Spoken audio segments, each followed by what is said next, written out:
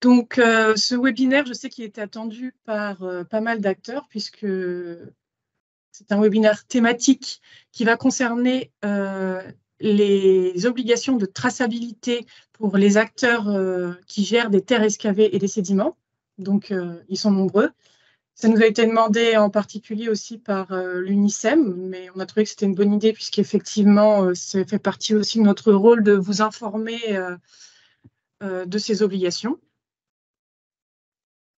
Donc, ce webinaire, il est vraiment thématique. L'objectif, c'est de le cibler pour les terres excavées et sur la déclaration au RNDTS. Donc, si vous avez des questions qui sont autres que cette thématique-là, vous pouvez les poser via notre formulaire de contact, mais du coup, je vous demanderai de ne pas les poser dans le cadre de ce webinaire pour qu'on puisse vraiment rester focalisé pour ces acteurs.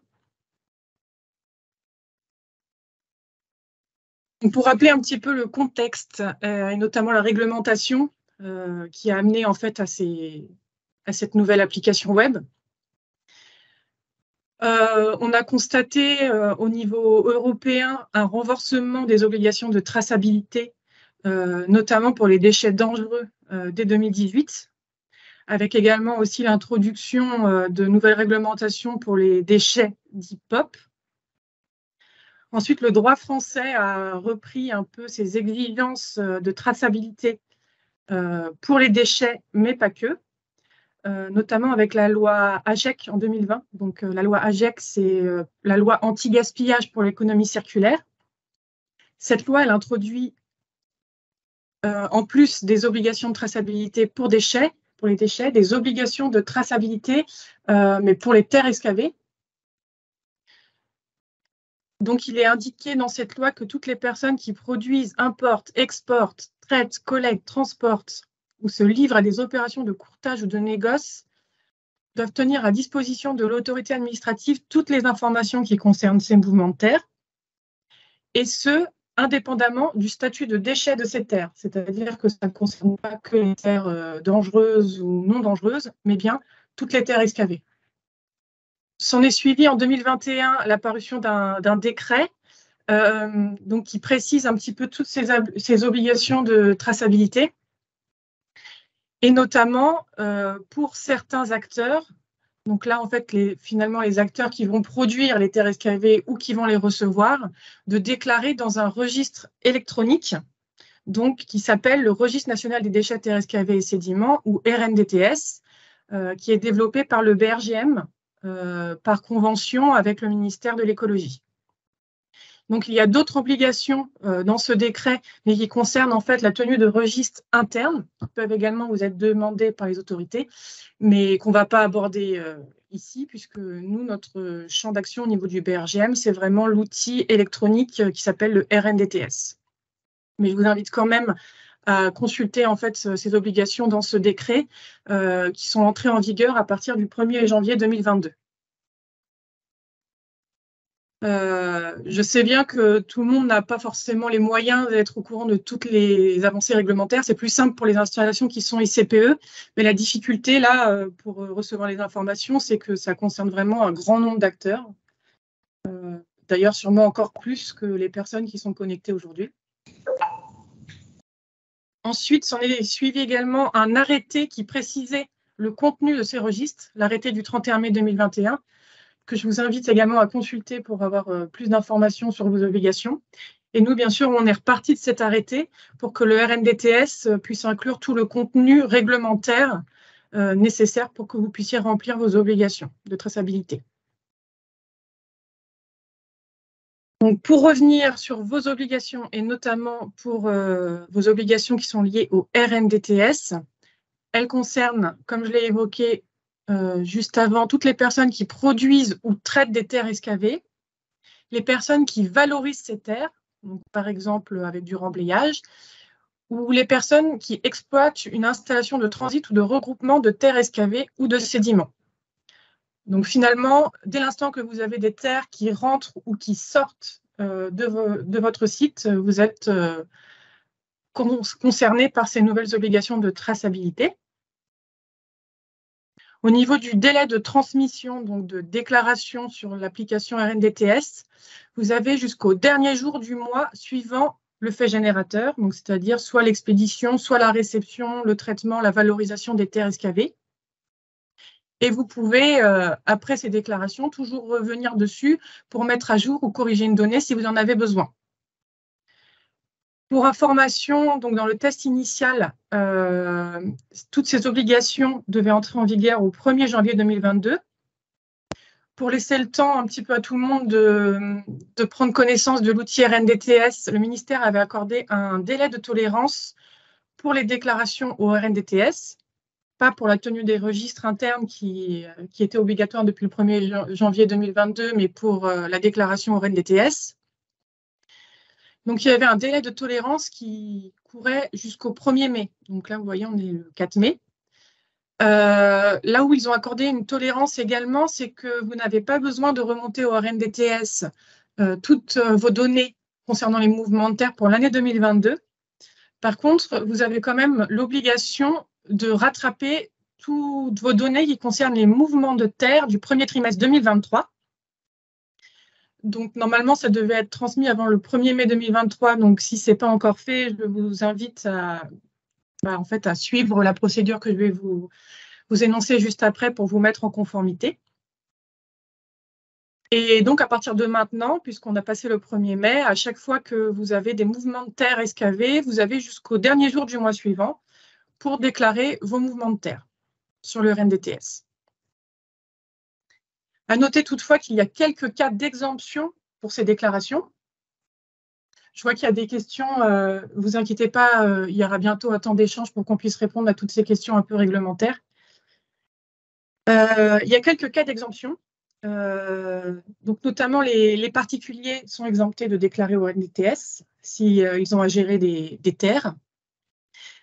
Si vous excavez des terres, mais que vous les utilisez sur votre site, vous n'avez pas besoin de le déclarer au RNDTS, dans la limite cependant d'une distance de 30 km, puisqu'il y a certains sites où on peut avoir des grandes distances, comme par exemple les travaux sur les routes. Donc là, si le mouvement de terre dépasse 30 km, il faudra quand même le déclarer au RNDTS. Vous pouvez aussi être exempté si vous produisez des terres sur un chantier, mais que ce volume est inférieur à 500 m3. Dans ces cas-là, vous êtes exempté de déclaration. Et si vous recevez des terres qui, au même titre, sont d'un volume inférieur à 500 m3 et seulement si aussi vous valorisez ces terres, par exemple en remblaiement, alors là, vous êtes exempté. À noter également une tolérance qui a été accordée par le ministère suite à la parution du décret.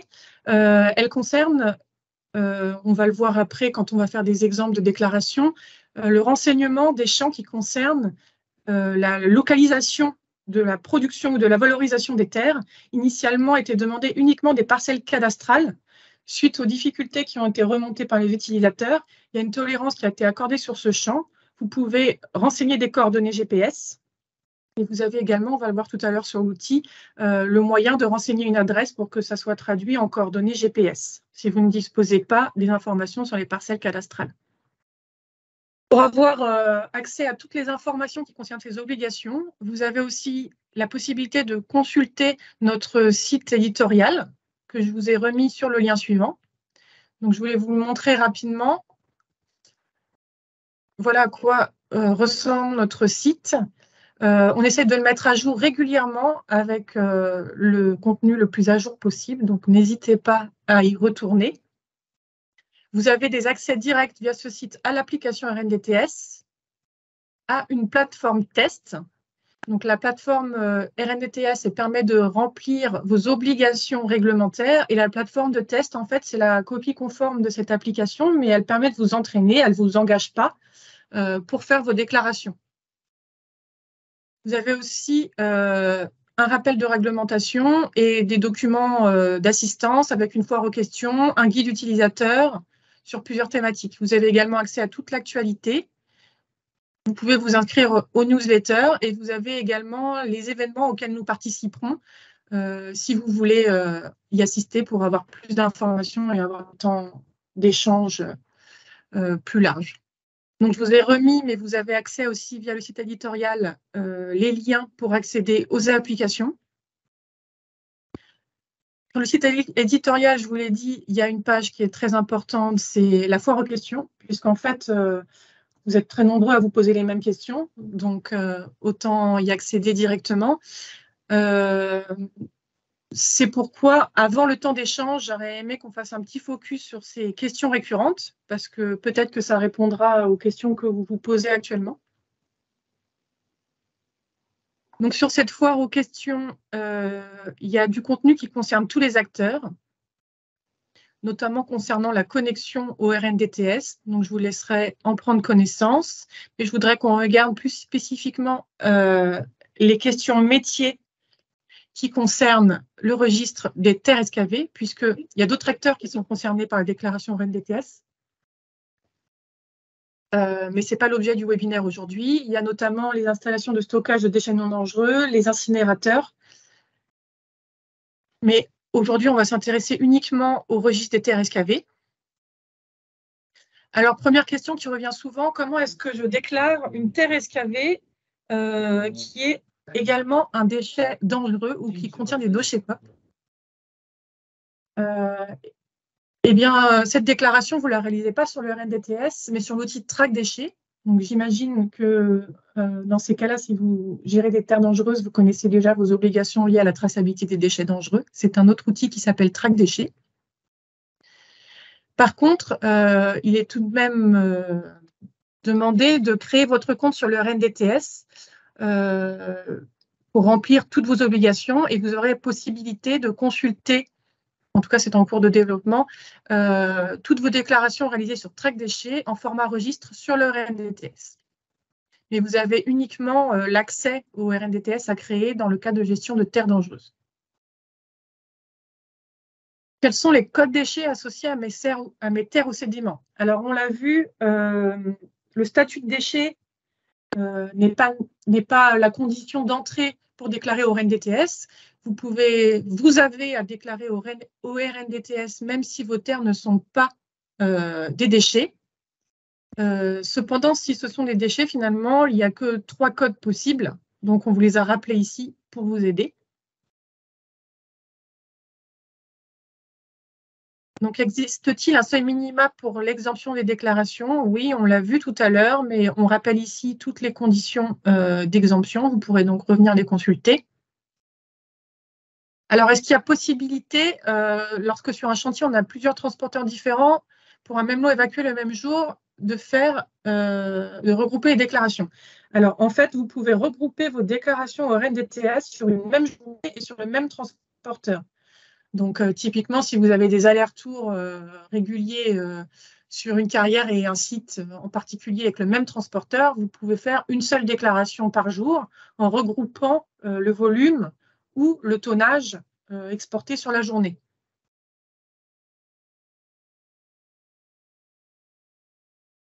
Donc là, je ne vais pas forcément revenir sur toutes les questions puisque c'est des détails réglementaires dont on a déjà parlé.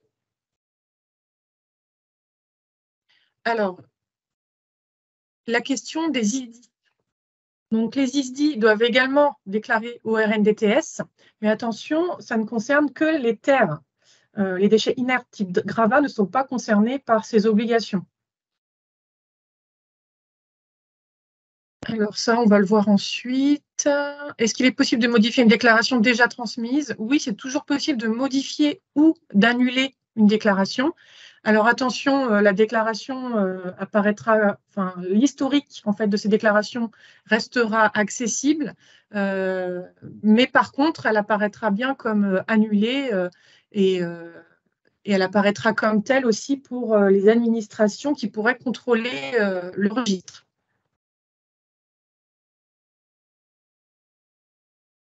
Donc, vous pouvez renseigner un particulier, vous, si vous produisez des terres excavées et qu'il reçoit vos terres. Dans ces cas-là, le numéro de SIRET n'est pas un champ obligatoire. On va le voir ensuite.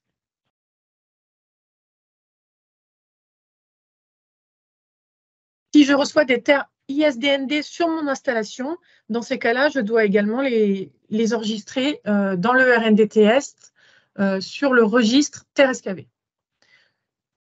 Donc, on va prendre déjà les questions qui concernent les aspects vraiment obligations réglementaires. Et ensuite, je vous propose qu'on fasse une démonstration des différents moyens qui existent pour vous pour remplir ces obligations de déclaration. Alors, je vais regarder dans le fil de la discussion et on va prendre les questions au fur et à mesure. Alors, première question, que se passe-t-il si dépassement du délai de déclaration, blocage outils, pénalité, autres? Alors, blocage outils, non. Vous pouvez faire vos déclarations même si vous êtes en retard finalement. Au niveau des pénalités, alors en fait, il existe effectivement dans le Code de l'environnement des pénalités qui sont prévues avec des amendes, voire en cas vraiment de personnes qui ne veulent pas déclarer leur mouvement de terre, qui peuvent aller jusqu'à la prison, qui sont prévues dans le Code de l'environnement.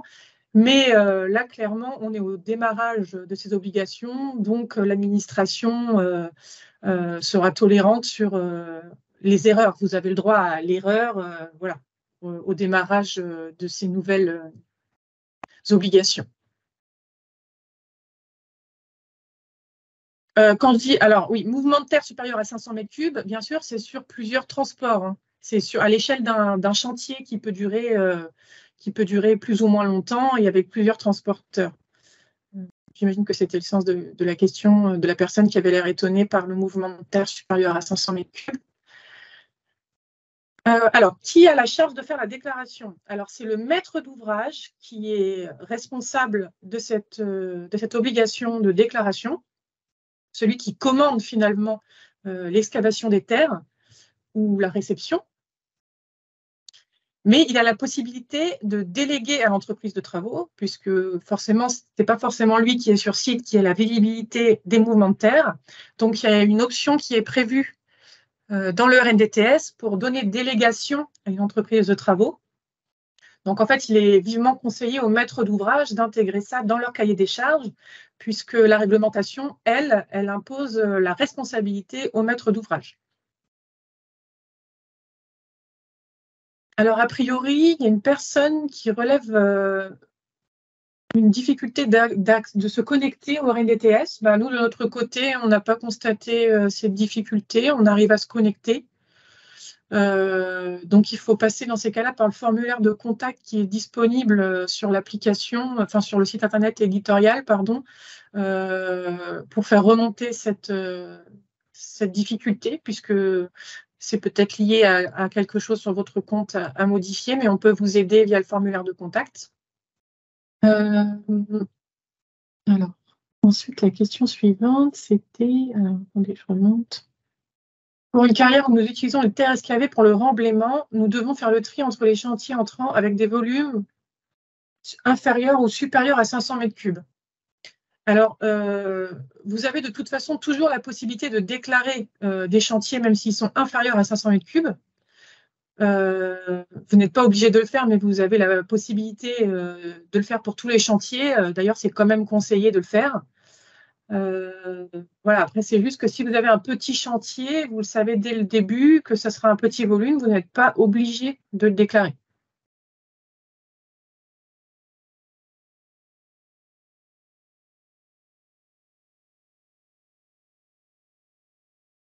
À l'échelle du chantier normalement de production. Par contre, là où il y a une subtilité sur les carrières, c'est ça dépend si vous êtes déclaré en ISDI.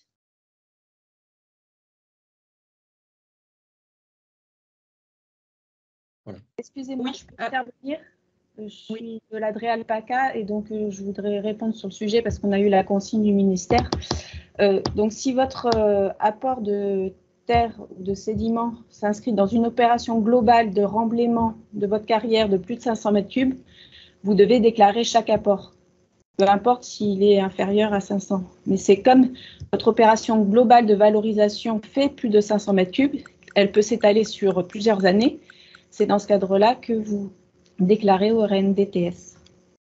Oui, effectivement, oui, en plus, je revois le texte sous les yeux, c'est comme ça que c'est rédigé. Désolée pour la confusion qui vient de mon côté. Et merci pour la précision de l'Adréal, du coup.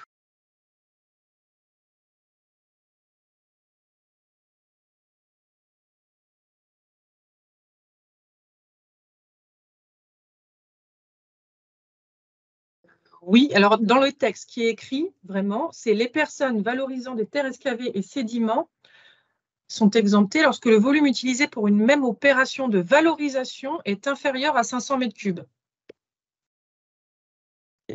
L'Adréal vient de nous dire que l'opération de valorisation, c'est l'opération de valorisation globale du site qui reçoit. Donc, s'il reçoit de plusieurs endroits, son opération de valorisation, elle cumule la totalité des différents chantiers.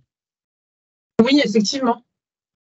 Sauf si c'est valorisé de différentes matières. Donc là, dans le cas d'une plateforme de transit, ce qu'il faut regarder, c'est comment ça sera valorisé au final. Ah, mais je comprends, mais en fait, si une plateforme envoie des flux, on ne sait pas s'il y a d'autres plateformes qui envoient d'autres flux. Donc, au final, on va tout déclarer.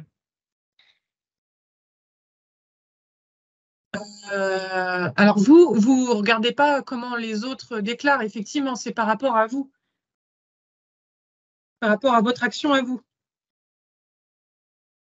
Donc, vous, si vous avez un chantier et que vous l'envoyez en valorisation et que cette valorisation sera de moins de 500 mètres cubes, vous pouvez être exempté. D'accord. Merci. Après, en cas de doute, voilà. Si vous avez un doute, il vaut mieux le déclarer, comme ça, vous ne serez pas mis à défaut, quoi. C'est toujours plus simple de déclarer plutôt que de devoir justifier ensuite pourquoi est-ce qu'on n'a pas déclaré.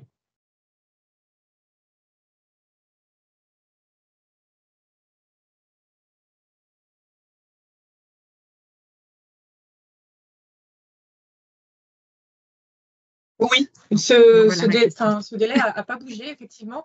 En fait, le ministère a tranché là-dessus, hein, donc c'est une décision du ministère. Nous, on n'a pas la main là-dessus, mais en fait, ils considèrent que même s'il n'y a pas la passerelle track déchets, vous avez quand même la possibilité de réaliser vos déclarations via RNDTS.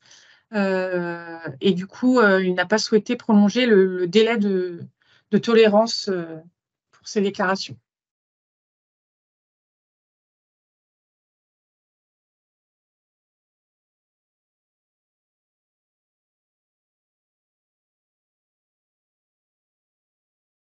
Alors, deux choses. Déjà, nous, on a bien fait remonter au ministère toutes ces difficultés. Nous, à notre stade, on ne peut pas faire grand-chose de plus que de faire remonter les difficultés. Donc, je vous invite, si vous n'êtes pas d'accord avec la réponse du DGPR via la FNAD, à faire une réponse. Effectivement, ça fait depuis ce délai-là également que les équipes de développement travaillent dessus. En fait, il y a eu des difficultés qui ont été identifiées au fur et à mesure des développements et qui ont été résolues en fait au fur et à mesure et qui ont fait qu'effectivement les délais ont été plus longs que ce qui était prévu initialement. Après, le discours, malgré le délai de tolérance qui n'a pas été modifié, qui n'a pas été acté, le discours qui a été fait, peut-être que si les DREAL sont présents, ils peuvent confirmer, c'était quand même que les contrôles deviennent plus intenses, plutôt second semestre de l'année. Et donc, je ne pense pas que pour l'instant, il y aurait des pénalités, en tout cas pas des pénalités lourdes qui seraient déployées.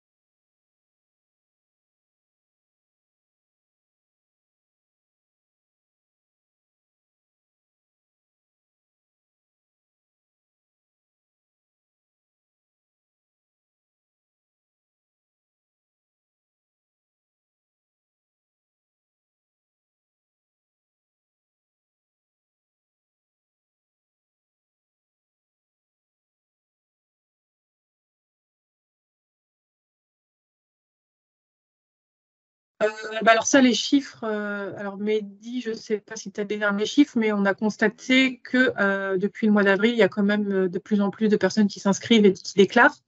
Il y a des personnes qui le font. Après, je n'ai pas les derniers chiffres là, de la semaine. On peut juste noter effectivement qu'on a eu une croissance très très forte cette dernière semaine d'avril, assez logiquement. Et oui, on a dépassé, je pense, il faudrait que je revoie, mais le million de déclarations réalisées.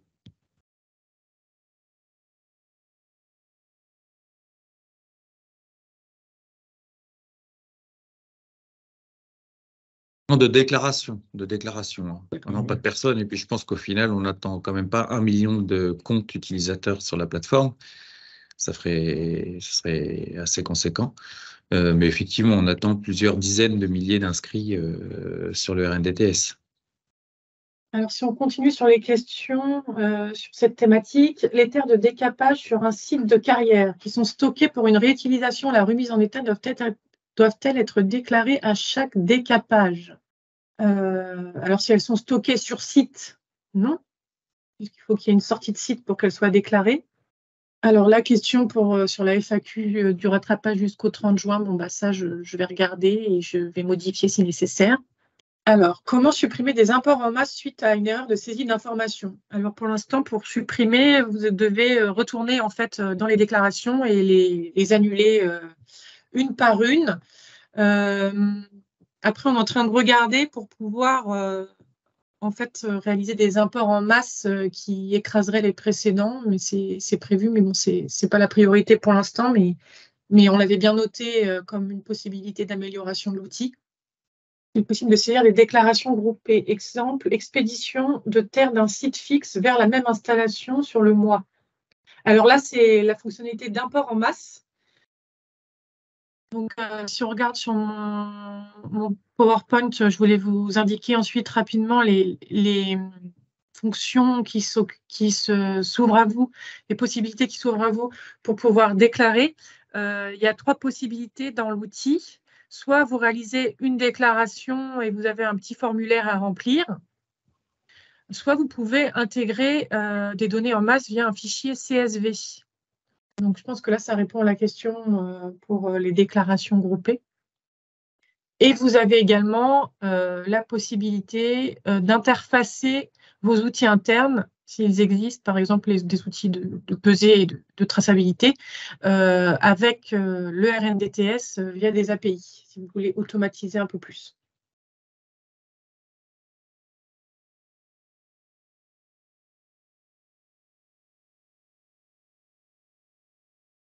Alors non, ce qu'on peut proposer, nous, de notre côté, c'est effectivement passer toutes les déclarations qui ont été faites par erreur sur le mauvais établissement, les passer au statut annulé. Donc maintenant, on peut annuler une déclaration manuellement dans l'interface, mais effectivement, pour un fichier de 30 000 lignes, vous n'allez pas passer sur chaque déclaration pour l'annuler manuellement. Donc, on pourrait effectivement passer un script d'après le code d'intégration que vous avez normalement et les passer tout à annuler. Donc, il faudra les recharger par la suite. On ne supprime pas matériellement, on ne supprime pas dans le système les déclarations, on les passe au statut annulé. Ensuite, il faudra effectivement que vous les rechargiez sur le bon établissement.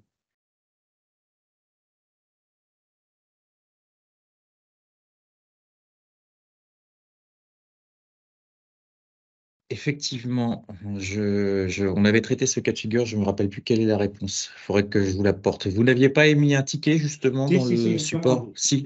J'ai mis un ticket, effectivement, il y a plus de 30 000 lignes. Et, Oui, c'est ça. Donc, je l'ai vu passer. Effectivement, il faut qu'on le traite, on vous apportera une réponse. Parce qu'effectivement, sur l'identifiant, si ce n'est pas le même établissement, il faut que je vérifie. Si ce n'est pas sur le même établissement, ça ne sera peut-être pas bloquant. Mais je ne veux pas vous dire n'importe quoi là en ligne, il faut que je regarde.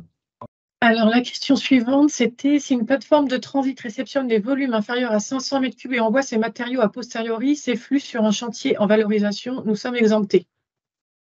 Alors, on a un peu abordé la question tout à l'heure. Donc, si la filière de valorisation va recevoir moins de 500 m3, oui, vous pouvez être exempté. Alors, attention, pour les plateformes de transit, vous pouvez être doublement concerné, puisqu'en fait, à la fois, vous recevez des terres et vous en expédiez. Donc, potentiellement, vous devez déclarer dans 2 registres, le registre des terres entrantes et le registre des terres sortantes. Donc, vous êtes exempté de déclaration au registre des terres entrantes si le producteur émet moins de 500 mètres cubes de terre. Et vous êtes exempté si vous valorisez sur un site qui recevra moins de 500 mètres cubes de terre. Mais sinon, il faudra quand même déclarer potentiellement dans les deux ou dans l'un ou l'autre des registres. Encore une fois, si vous avez des doutes, il vaut mieux tout déclarer. Pareil, il y a des utilisateurs qui disent « Ah mince, je me rends compte à la fin que finalement mon chantier va faire plus de 500 mètres cubes. » Bon, bah, si on s'approche du seuil de base, il vaut mieux quand même déclarer et on est moins embêté, quoi. Comment renseigner les terres valorisées? Est-ce que l'adresse coordonnée du site de valorisation est toujours également le site de destination? Alors oui, le site de valorisation, a priori, c'est le site de destination. Enfin, là, ça dépend peut-être du cas, mais si vous envoyez directement sur le site, sans passer par un site de regroupement, alors oui, le site de valorisation et le site de destination. Vous pouvez préciser si vous avez un cas en tête, peut-être. Comment créer de nouveaux établissements sur les comptes? Alors, le Sirène est verrouillé. Alors, effectivement, le Sirène était verrouillé pour rentrer des nouveaux établissements, mais on a bien remonté cette difficulté et c'est prévu. Alors, Mehdi, je ne sais pas si tu as en tête la feuille de route, mais c'est prévu dans les développements. Tu peux nous dire quand est-ce que cette fonctionnalité sera disponible? À bientôt, Mehdi, je pense. Pardon, excuse-moi, je n'ai pas compris la fonctionnalité en question. Tu sais, le verrouillage du Sirène pour ajouter des nouveaux établissements. Là, ça va passer avec le prochain lot qui inclut tout ce qui est rattachement track déchets, etc. Donc, j'espère la semaine prochaine. Ça aurait dû être cette semaine, mais on a eu une grosse contrainte et donc probablement la semaine prochaine. D'ailleurs, je vois la capture d'une personne qui indique effectivement que le support a fait une réponse malencontreuse en ayant l'air de dire que c'était déjà disponible. Mais or, ça ne l'est pas encore sur l'environnement final. Oui, c'est développé, mais ce n'est pas encore disponible, ça sera prochainement.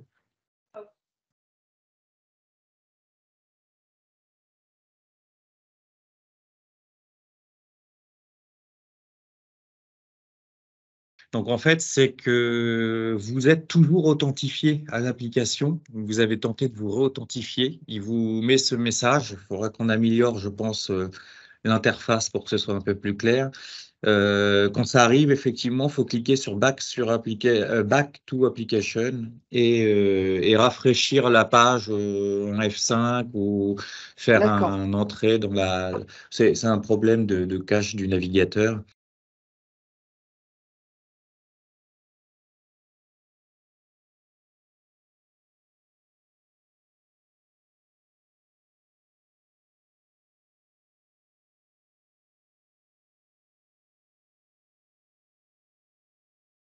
À l'heure actuelle,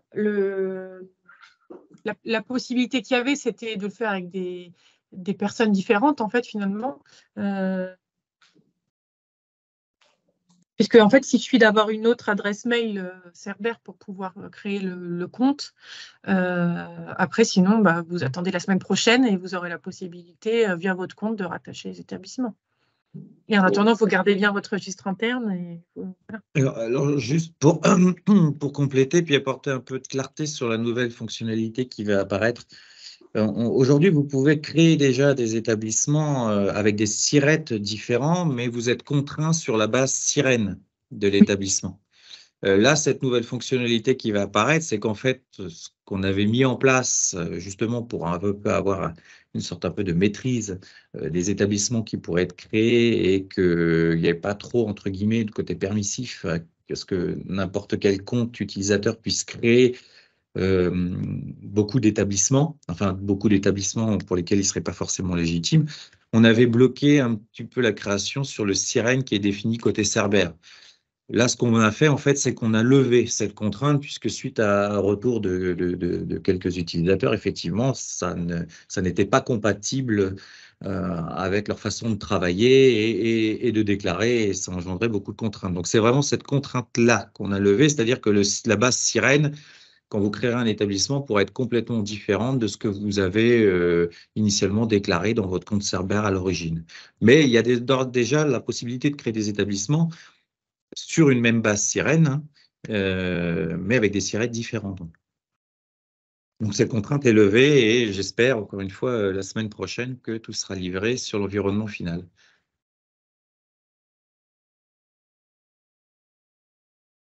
Oui, il faut aller sur notre site éditorial. J'ai mis le lien dans le chat à côté. En fait, sur notre site éditorial, vous avez un bouton « Nous contacter » à peu près sur toutes les pages qui vous renvoie vers notre site du support pour les questions, où on a un certain nombre d'experts côté support hein, qui justement traitent les réponses et les font suivre. Alors, la déclaration RNDTS est à faire par celui qui émet les terres, celui qui reçoit ou les deux. Du coup, c'est les deux, celui qui émet et celui qui reçoit.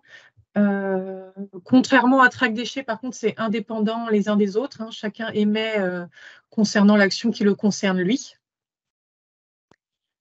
C'est une application qui est déclarative, le RNDTS.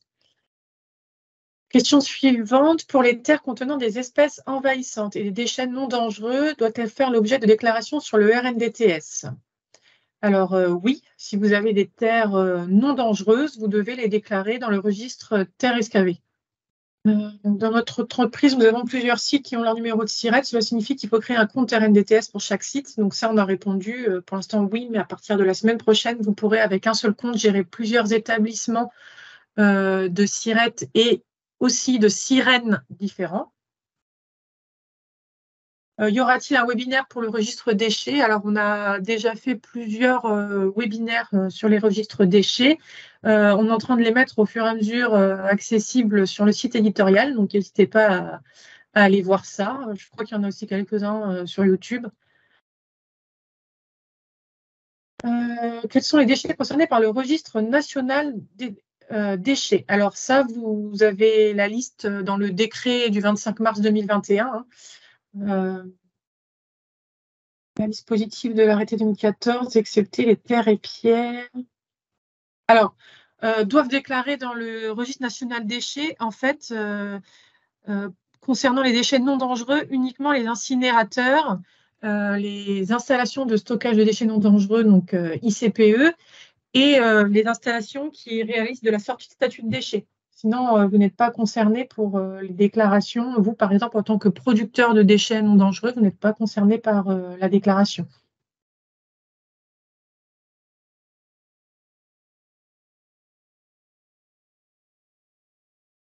Alors, oui, alors là, c'est réglementaire. Hein, donc, c'est pour les sites qui disposent d'un arrêté préfectoral pour faire de la sortie de statut de déchets explicite.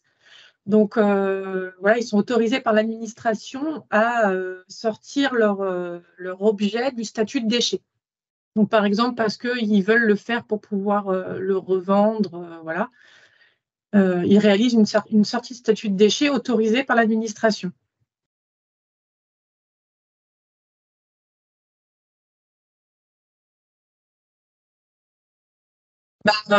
Pas forcément, ça peut être effectivement de la sortie de statut de déchet implicite, et dans ces cas-là, ce n'est pas concerné par la déclaration.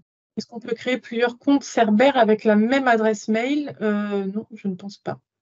Non, ce n'est pas possible. Si nous réceptionnons sur notre site des terres issues d'un chantier dans un volume inférieur à 500 m3, devons-nous les déclarer? Alors ça, on a répondu tout à l'heure. Si vous valorisez avec un volume inférieur à 500 m3, non. Et sinon, oui. Nous sommes négociants de terre. Devons-nous déclarer au RNDTS ou juste tenir un registre de DAP, sachant que 90% des terres que nous accueillons proviennent de chantiers de moins de 500 m3? Alors là, de toute façon, vous êtes quand même concerné par effectivement le registre interne, mais normalement, ce sera que le registre interne pour vous. Pour les IDI, ne doivent être déclarés que les déchets inertes et pas les gravats. Pouvez-vous réexpliquer, car les gravats peuvent être des déchets inertes? Alors non, dans les déchets inertes, il n'y a que les terres excavées qui doivent être déclarées et pas les gravats. J'espère que là, c'est plus clair. Peut-être que je me suis mal exprimée. Il y a une plateforme qui a fait de la sortie du déchet qui livre des terres sorties de cette plateforme sur un projet. Je suis maître d'ouvrage, je reçois ces matériaux, je ne les déclare pas. Si c'est des terres, vous les déclarez.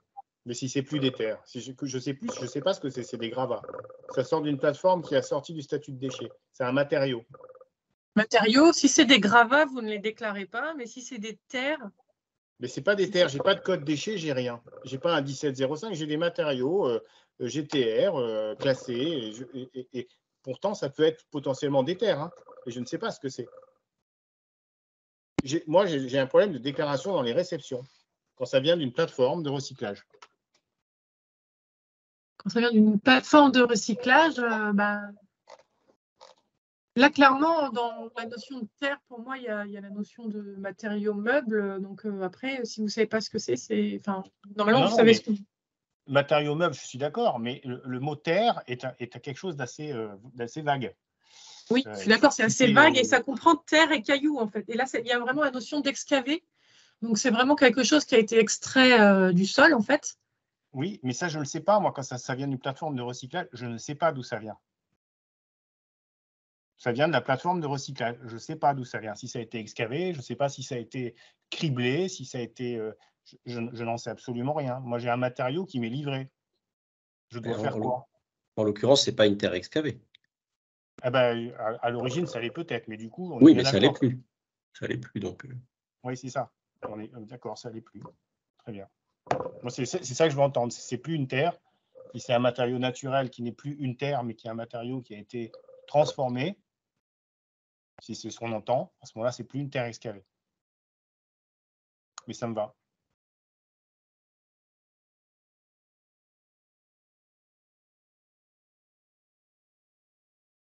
Moi, j'ai du mal à comprendre le cas précis, mais bon, en tout cas, oui, c'est vraiment la notion de terre excavée. Après, voilà. Je ne peux pas répondre pour votre cas parce que j'ai du mal à voir la subtilité. Qui contrôle le registre informatique complété? Alors, les DREAL, mais elles vont plutôt se focaliser sur les aspects installations classées pour la protection de l'environnement. Après, la gendarmerie, elle serait aussi habilitée à réaliser des contrôles.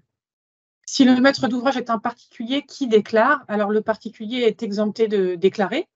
Après, s'il y a une entreprise qui reçoit des terres, elle déclare, mais dans le registre des terres entrantes. Est-ce que les terres végétales sont considérées comme des terres excavées? Oui, les terres végétales sont des terres excavées. Difficulté lors de l'intégration car pas eu de message de confirmation et non visible dans le suivi. Alors ça, c'est pas normal parce que normalement, vous devez recevoir un mail quand l'intégration des données est réalisée ou si elle n'a pas pu être réalisée parce qu'il y a des erreurs dans le fichier, vous recevez également un mail. Donc là, je vous invite à faire une demande auprès du support pour qu'on puisse regarder le cas spécifique, parce que ce n'est pas normal. Il y a un nouveau guide utilisateur datant du 12 avril, mais il n'est pas disponible sur votre site. Est-il possible de l'avoir? Mehdi, peut-être que tu peux répondre, oui. Mais normalement, on essaie de charger les mises à jour. Ouais. Oui, alors non, mais effectivement, quelqu'un a remonté un problème sur le site de diffusion. J'ai regardé effectivement le guide. Alors, j'ignore pourquoi n'était pas disponible. Ça renvoyait une erreur de page non trouvée. Donc, je viens de le recharger dans sa version du 12 avril. Peut-être que quelqu'un était en train justement de changer la version, mais en théorie, la nouvelle version qu'on va mettre en ligne, si le déploiement est réalisé la semaine prochaine, il y aura la nouvelle version du guide utilisateur apportant les nouveautés, précisant les nouveautés fonctionnelles de l'application. Donc là, vous y avez accès dans sa version du 12 avril, donc le dernier déploiement qu'on a fait, et il sera prochainement mis à jour dans la mesure de la possibilité de déploiement de la nouvelle version la semaine prochaine, probablement. Alors, je suis centre de stockage, je n'ai donc pas de déclaration à faire. Alors, centre de stockage, ça dépend de quoi, mais si c'est des terres excavées ou des déchets non dangereux, si vous devez faire des déclarations dans le registre qui correspond. Auriez-vous un exemple de terre excavée qui ne soit pas du déchet? En fait, typiquement, c'est lorsqu'une sortie de statut de déchet a été réalisée sur ces terres. Ensuite, ce n'est plus un déchet. Mais même s'il y a une sortie de statut de déchet qui a été réalisée, vous devez toujours déclarer au RNDTS les mouvements de terre. Est-il possible d'avoir plusieurs accès pour un seul et même compte? Pas sûre de comprendre la question. C'est pour un même établissement, du coup, je pense. Pour un même établissement, effectivement, il peut y avoir plusieurs comptes de collaborateurs différents. Et vous pouvez, en fait, la première personne qui va se créer l'établissement, elle sera automatiquement administrateur du compte. Et ensuite, l'administrateur peut gérer les différents collaborateurs. Est-ce qu'il y a un accès, du coup, des droits pour permettre de modifier l'établissement ou uniquement un accès déclaratif? Mais oui, sur un même établissement, il peut y avoir plusieurs comptes d'utilisateurs associés. Oui, la question était peut-être inverse. Peut-être pour un compte utilisateur, est-ce qu'il peut y avoir plusieurs établissements? Oui, donc oui, c'est possible. Actuellement, il y a le Sirène il faut que ce soit des établissements de même Sirène, mais à terme, tous les établissements de Sirène différents pourront être associés à un même compte. J'espère que j'ai répondu. Le volume de 500 m3 par chantier s'applique-t-il aussi aux stations de transit? Oui, mais si vous avez la connaissance et vous pouvez justifier les informations qui émanent du producteur ou du site qui réalise la valorisation. Si les termes déposés dans un centre de traitement sont ensuite utilisés pour valorisation sur un autre site, doit-on également déclarer dans un second temps le lieu de valorisation ou le maître d'ouvrage doit seulement déclarer le premier flux vers le centre de traitement stockage? Alors vous, bien évidemment, vous pouvez déclarer que les informations dont vous avez connaissance. Et à l'inverse de Track Déchets, il n'y a pas de blocage lié aux autres prestataires. Vous déclarez ce que vous connaissez, quoi. Sera-t-il possible de rattacher plusieurs établissements à un compte comme sur Track Déchets? Oui. J'éprouve beaucoup de difficultés à obtenir les coordonnées géographiques ou cadastrales d'où sont extraites les terres. Or, cette information est obligatoire pour valider le transfert des données sur le RNDTS. Comment faire? Alors, effectivement, il faut quand même qu'il y ait un minimum d'informations géographiques parce que c'est aussi le but de la traçabilité, hein. Après, si vous n'avez pas l'emplacement exact sur le site, vous pouvez au moins renseigner le centroïde du site, les coordonnées du site. Et même, vous avez un outil en renseignant juste l'adresse qui vous permet de trouver ces coordonnées directement sur les déclarations du RNDTS. J'espère que je réponds à la question. Après, c'est sûr que ça nécessite aussi du temps de mise en place. Il faut que tout le monde soit sensibilisé à tous les niveaux à l'importance maintenant de tracer en fait l'origine, surtout la provenance des terres, c'est important dans la traçabilité. Donc à tout le monde de sensibiliser dans ce sens-là, quoi. J'espère que j'ai répondu. Si vous avez besoin de compléter ou de poser des questions complémentaires, n'hésitez pas à intervenir directement. Confirmez-vous que l'entreprise de travaux n'a pas besoin de déclarer les mouvements de terre sur la plateforme RNDTS si le maître d'ouvrage déclare lui-même les mouvements sur le site RNDTS? Oui, effectivement. Et comme on l'a dit tout à l'heure, c'est le maître d'ouvrage qui a cette obligation. Après, vérifiez quand même dans votre contrat que vous passez avec lui, puisque si c'est écrit dans le contrat, vous avez quand même une obligation contractuelle possible de le faire.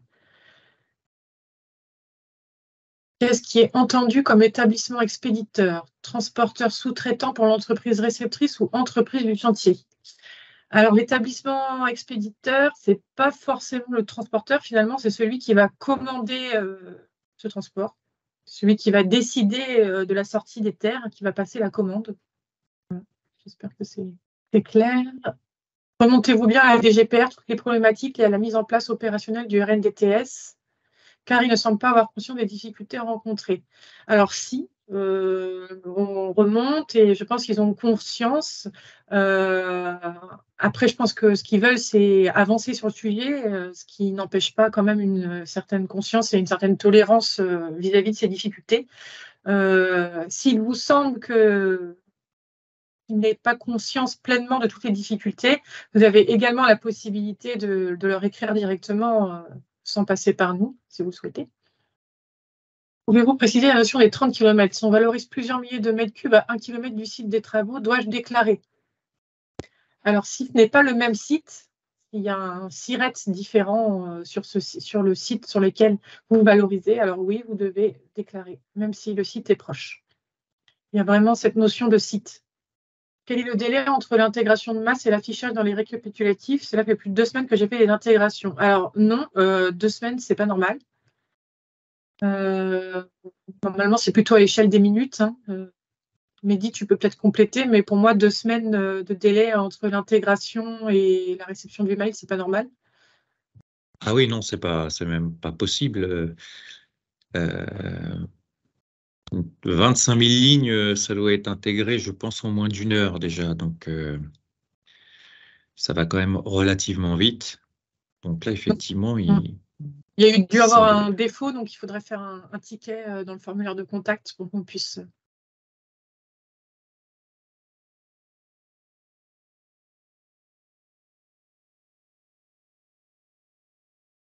Alors, il y a peut-être du monde en même temps qui chargeait aussi. Peut-être que ça peut expliquer un ralentissement des performances. Par contre, dans le cas de figure qui vient d'être exposé, 2 semaines, bon, c'est bien sûr, bien évidemment trop long. Alors, attention à une chose, oui, c'est que c'est le compte que vous utilisez c'est le compte que vous utilisez qui reçoit le mail, un compte utilisé lors de l'intégration. Si vous utilisez un compte auquel voilà, vous n'avez pas accès à la boîte mail de ce compte, bien évidemment, vous ne pourrez pas consulter ce mail. Je dis ça juste parce que c'est des cas de figure qui se sont déjà présentés, peut-être pas dans ce cas précis, mais c'est bien le compte qui réalise l'intégration qui recevra les emails, soit un email informant attention, les données n'ont pas été intégrées, avec un fichier expliquant les raisons, un fichier à télécharger, du rapport d'erreur, ou sinon vous recevez un mail spécifiant que les données étaient intégrées et vous pouvez après le vérifier directement dans l'application. Oui, mais en tout cas, vous pouvez aller voir dans votre profil l'adresse mail qui est renseignée pour vérifier. Mais après, si vous avez reçu le mail, a priori, c'est la bonne adresse mail. Mais là, il faut faire un ticket parce que c'est vrai que c'est pas normal.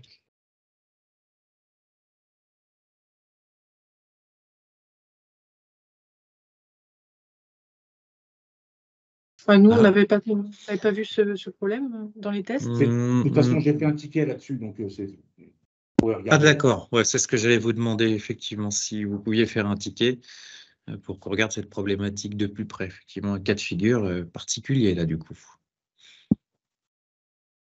Ok. La question suivante, est-il possible de déclarer sous un seul SIRET, maître d'ouvrage, au lieu de mentionner chaque géolocalisation des différents chantiers? Donc là, je ne suis pas sûre de comprendre la question. Peut-être que vous pouvez préciser.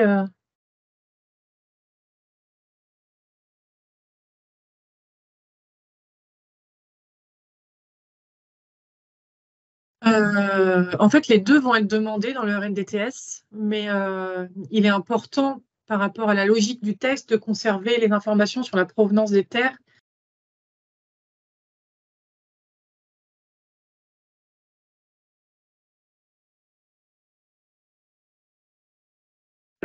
Il faudra quand même faire le travail de remplir les champs correspondants et c'est nécessaire aussi même pour le traitement des données, puisqu'ensuite, si on veut faire des statistiques, par exemple, sur la provenance des terres, c'est important que toutes les données soient rentrées dans les champs correspondants. Voilà. Donc, j'ai conscience que ça demande du temps, mais en tout cas, par rapport au décret et à l'arrêté qui définit le contenu des registres,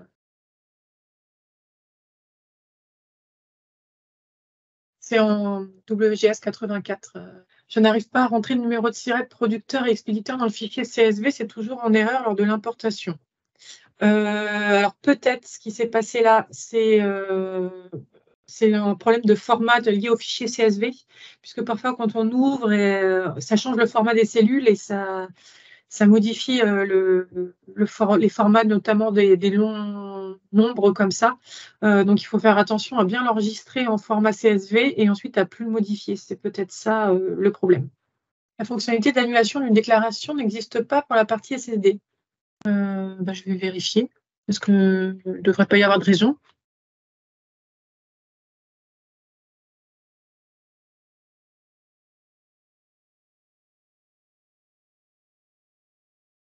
J'ai l'impression que j'ai balayé pas mal les questions, en tout cas au moins celles qui sont arrivées avant midi. Après, j'ai bien conscience qu'il y a encore des difficultés, il y a encore des questions. Donc, ce que je vous propose de faire, c'est d'utiliser le formulaire de contact qui, normalement, fonctionne quand même. Hein. Vous pouvez passer par ce biais-là pour nous contacter et pour résoudre les problèmes au cas par cas. Voilà. Nous, en tout cas, soyez assurés qu'on met tout en œuvre pour essayer de faciliter les choses autant qu'on le peut, malgré les difficultés techniques et voilà, le temps qui est restreint, on fait notre maximum. Est-ce que quelqu'un veut apporter un petit complément avant qu'on arrête cette réunion?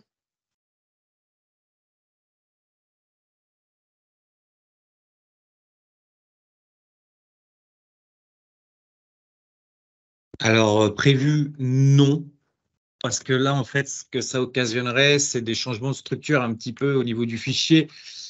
Et on voulait éviter ça pour ne pas, effectivement, que ça ait des impacts potentiellement conséquents chez beaucoup.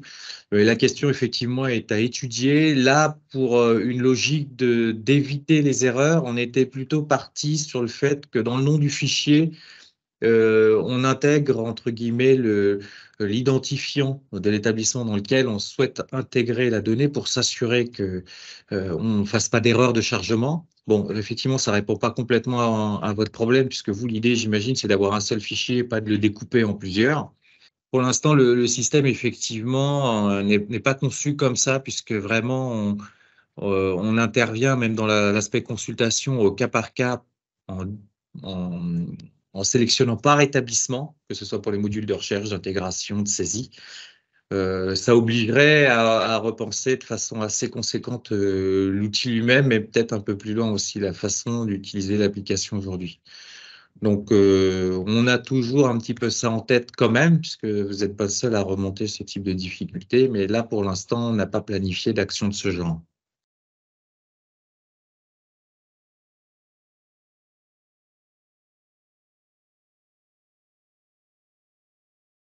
C'est Maître d'ouvrage par maître d'ouvrage. Voilà, c'est déclarant par déclarant.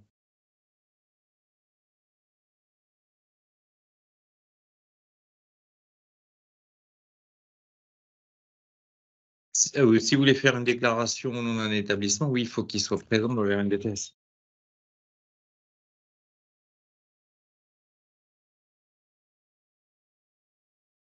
Alors après, il y a ce côté Cerber, vous avez complètement la possibilité de créer les établissements et de faire l'intégration. Hein. L'intégration fonctionne aujourd'hui.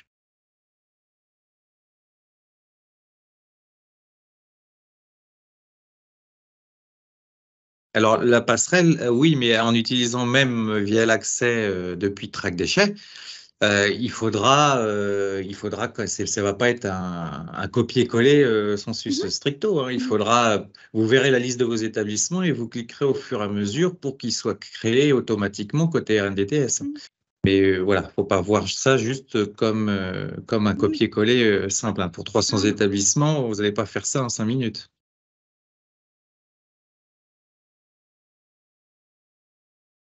Du coup, j'espère qu'elle sera déployée. Le prochain lot de développement qui passe, je le prévois la semaine prochaine s'il n'y a pas une difficulté qui l'empêcherait pour une raison X ou Y.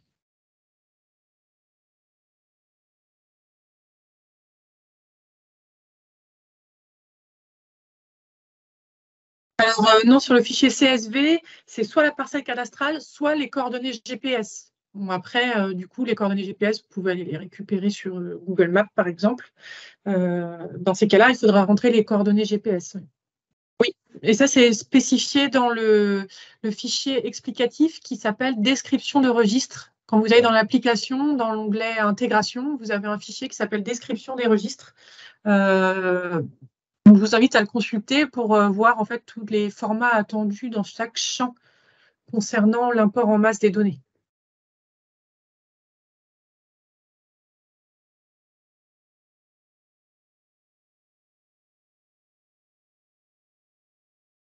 Oui, il faudrait qu'on améliore ce message. Alors, c'est qu'il y a effectivement certains champs où vous pouvez définir des valeurs multiples. Je pense par exemple aux transporteurs. Vous pouvez définir plusieurs transporteurs. Donc, ça inclut par exemple, si vous voulez en définir 2, il faut 2 numéros d'identification, 2 SIRET, 2 adresses, 2 codes postaux, etc.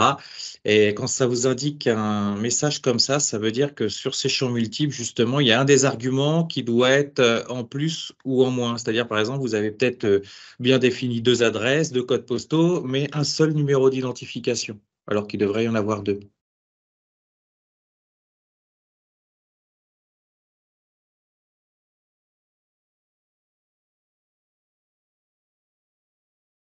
J'ai pris le cadre du transporteur, mais il n'y a pas que le transporteur qui est dans ce cas de figure. Il y a aussi la notion de parcelle. Il y a, enfin, il y a 2-3 autres arguments qui peuvent être dans ce cas de figure. Ah bah, éventuellement, envoyez via le formulaire de contact, si vous voulez, une ligne d'exemple et qu'on regarde un peu plus en détail. En tout cas, peut-être en message final, ce qu'on peut retenir, c'est que pour ceux qui n'ont pas encore eu le temps de regarder, je vous invite à vous connecter sur l'application Test pour faire vos propres tests appliqués à votre établissement. Et nous, il existe le formulaire de contact. Si vous avez des questions, on va faire le maximum pour essayer d'y répondre. Parfois, on est obligé de prioriser. Donc, effectivement, on ne répond pas à toutes les demandes aussi immédiatement qu'on aimerait le faire, mais en tout cas, on le note quelque part et on prend en compte vos remontées. N'hésitez pas à continuer de remonter et à tester. Voilà. On est là on se tient à votre disposition. Merci à vous pour cet échange et à très bientôt. N'hésitez pas aussi à vous abonner à la newsletter pour voir les actualités et les nouveaux webinaires qu'on pourrait tenir.